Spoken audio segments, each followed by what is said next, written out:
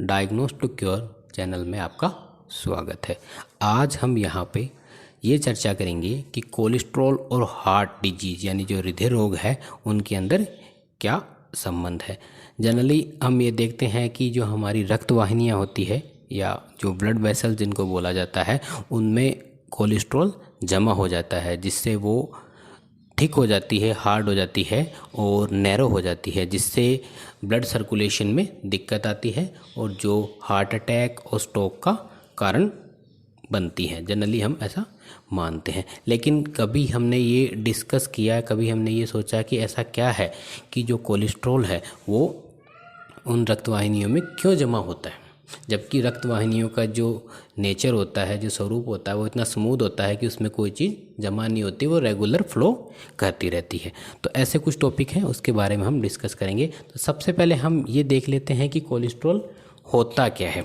Cholesterol एक प्रकार का एक वैक्सी सब्सटेंस होता है, वैक्सी मटेरियल होता है। टेक्निकली अगर इसको बोला जाए तो एक स्टेरोल है। जनरली इसका क्या मेजर जो इम्पोर्टेंस है वो ये है कि जो हमारी सेल मेम्ब्रेन होती है उसका जो मेजर पोर्शन होता है वो कोलेस्ट्रॉल का बना हुआ होता है। और कोलेस्ट्रॉल बनता कहाँ है? मेनली जो कोलेस्ट्रॉल बनता है वो लीवर के अंदर बनता है और कुछ अमाउंट जो है हम डाइट के फॉर्म में लेते हैं, जो हाथों से अब्जॉर्ब होके वो ब्लड के अंदर जाती है। अब कोलेस्ट्रॉल का हमारे शरीर में रोल क्या है, क्या उपयोग है कोलेस्ट्रॉल का हमारे शरीर में, उसके ऊपर हम डिस्कस करते हैं। बहुत से जो वाइटल विटामिन्स होते हैं या सेक्स हार्मोन होते हैं उनके लिए एज ए रॉ मटेरियल का कोलेस्ट्रॉल काम करता है, यानी कोलेस्ट्रॉल से ही वो बनते हैं। जैसे हम बात करते हैं विटामिन डी की, और सेक्स हार्मोन जैसे एस्ट्रोजन हो गया, प्रोजेस्टेरोन हो गया, टेस्टोस्टेरोन हो गया, इनको बनाने के लिए कोलेस्ट्रॉल की काफ़ी ज़रूरत होती है। अब कोलेस्ट्रॉल जो है वो किस रूप में बहता है? वो लिपोप्रोटीन की फॉर्म के अंदर हमारे रक्त में बहता है। तो इसमें मुख्य रूप से दो प्रकार के जो लिपोप्रोटीन्स हैं वो पाए जाते हैं। एक तो लो डेंसिटी लिपोप्रोटीन्स, एक हाई डेंसिटी लिपोप्रोटीन्स। ये तो इसके बारे में सामान्य जानकारी है कि ये क्या होता है। अब हम हमारे मूल मुद्दे पे आते हैं कि ऐसा क्या कारण है कि रक्त वाहिनियाँ स्मूथ होने के कारण भी जो है कोलेस्ट्रॉल वहाँ पे जमा होता है। देखो, कोलेस्ट्रॉल का जो जमा होना है वैसे हमारी रक्त वाहिनियों के लिए बेनिफिशियल माना गया है, बेनिफिशियल होता भी है। ये क्यों होता? ये है कि जब हमारे शरीर में एसिड लोड बढ़ जाता है, जैसे एसिडिक फूड ज़्यादा खाते हैं, जैसे एग्स हो गया, मीट हो गया, कोला हो गई, सोडा हो गया, इस तरह के जो एसिडिक फूड ज़्यादा खाते हैं तो हमारा शरीर है वो एसिडिक ज़्यादा हो जाते हैं और ये एसिड पार्टिकल्स है वो रक्त में चले जाते हैं। फिर रक्त में ये एसिड पार्टिकल्स क्या करते हैं, हमारी जो रक्त वाहिनियाँ, ब्लड वेसल्स, आर्टरीज होती है उनको डैमेज करना शुरू कर देते हैं, वहाँ पे स्क्रैचेस बना देते हैं, बम्प्स बना देते हैं। अब कोलेस्ट्रॉल का रोल यहाँ स्टार्ट होता है। वैसे तो कोलेस्ट्रॉल यहाँ पर बैंडेज का काम करता है, एज ए प्लास्टर काम करता है। जो एसिड पार्टिकल्स से जो वहाँ पे डैमेज हुआ था, यानी स्क्रैचेस जो पड़े थे, इंजरी जो हुई थी, उनको फुलफिल करने के लिए वहाँ पे कोलेस्ट्रॉल जाता है और उसके ऊपर एक प्रोटेक्टिव कवरिंग और एक बैंडेज बना देता है।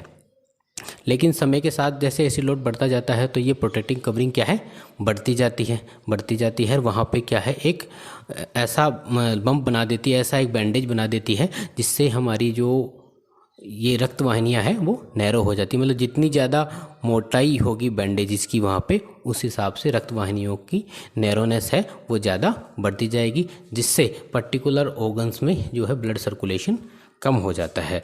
अब यही जो नैरोनेस है होने से वहाँ पे प्लाक की फॉर्मेशन होती है और ये प्लाक जो है बाद में क्लोट बन जाता है। और यही क्लोट जो है जैसे ब्लड के साथ ट्रेवल करके अगर ब्रेन में जाता है तो वहाँ पे स्ट्रोक का काम करता है, और जो आगे जाके हार्ट में जाके हार्ट अटैक और जिसको मायोकार्डियल इन्फ्रैक्शन होते हैं उसका रीजन भी बनता है। इसलिए हम यहाँ पे बात करते हैं कि जो मूल मुद्दा है, मूल समस्या की जड़ है वो है एसिड लोड। तो अगर हम रक्त में हमारे एसिड लोड को कम कर लेंगे तो वहाँ पे कोलेस्ट्रॉल का डिपॉजिट होने से काफ़ी हद तक रोका जा सकता है।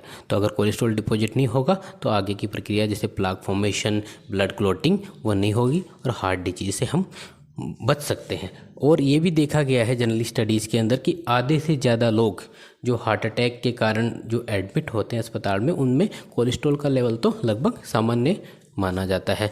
तो ये कोई अंडरलाइन कोज नहीं होता कोलेस्ट्रॉल। कोज यहाँ पे देखा जाए तो वह एसिड लोड, एसिड पार्टिकल्स की अमाउंट बढ़ना। तो एसिड पार्टिकल्स की अगर अमाउंट बढ़ती है ना तो वही यहाँ पे मूल कारण इसका बनता है। तो एसिड पार्टिकल्स को हम कम करने के लिए क्या कर सकते हैं, हमारी डाइट है उसके अंदर एसिडिक फूड को कम किया जाए या उसको न्यूट्रलाइज किया जाए एसिड को, वो अल्कलाइन डाइट के फॉर्म में वो चीज़ हो सकती हैं। तो अल्कलाइन डाइट में सिंपल हम अल्कलाइन वाटर का उपयोग कर सकते हैं। जैसे अल्कलाइन वाटर का जो उपयोग किया जाता है उससे काफ़ी हद तक इस एसिड जो है पार्टिकल्स है, एसिड लोड है, उसको न्यूट्रलाइज करके कम किया जा सकता है। तो यही था इसके बारे में कि किस प्रकार हम एक कोलेस्ट्रॉल को हार्ट डिजीज़ के लिए जिम्मेदार नहीं ठहरा सकते और सिर्फ कोलेस्ट्रॉल को कम करके हम हार्ट डिजीज़ से नहीं बच सकते। ये एक पुअर इंडिकेटर है, कोई इतना बड़ा इंडिकेटर नहीं है हार्ट डिजीज़ के लिए। धन्यवाद।